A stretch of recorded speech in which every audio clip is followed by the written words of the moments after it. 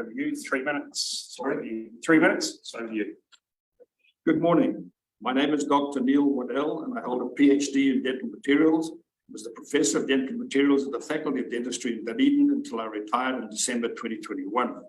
As a research scientist, I have 123 peer-reviewed scientific papers and served 8 years on the Dental Council of New Zealand. At some time in the future, the Director General of Health will be issuing you with a letter directing you to fluoridate local water supplies. This is a form of medical and dental treatment. Coming out of the Nuremberg Code from the Nuremberg trials and enshrined in our New Zealand Bill of Rights is Section 11, which grants us the fundamental right to informed consent in regard to any medical or dental treatment. Fluoride is a compound of fluorine, which is a highly toxic, highly reactive element that binds to all other elements to form fluorides.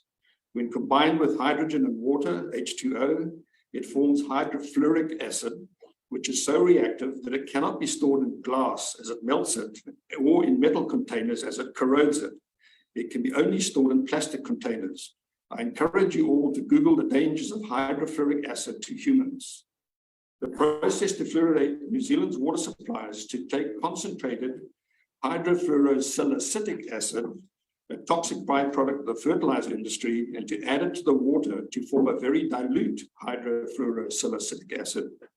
When you drink this dilute hydrofluorosilicic acid and it reacts with the hydrochloric acid in your stomach, it produces a dilute hydrofluoric acid, this nasty acid.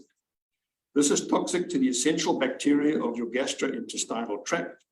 The fluorine elements bind to the essential mineral elements of your body, such as calcium and magnesium, to form insoluble salts.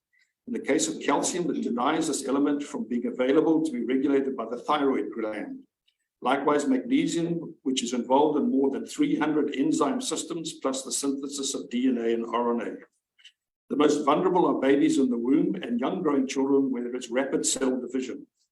The latest international studies have shown a 5 IQ point drop in children born to mothers in fluoridated regions and a 9 IQ point drop to children fed with bottled milk formula made up from fluoridated water.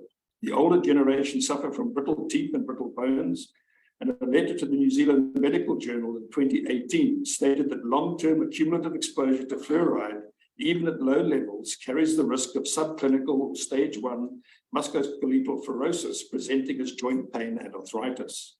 I appeal to all councillors to thoroughly educate yourselves about the harm that fluoride will do to the population, especially the young and vulnerable, before they make any decisions. Just because something is legal does not make it moral to do it. Remember Nuremberg. And finally, our Father in heaven tells us that through the Bible that we will all appear before the judgment seat of Christ, so that each one may be paid back according to what he has done while in the body, whether good or evil. That's 2 Corinthians 5:10. Thank you very much for hearing me.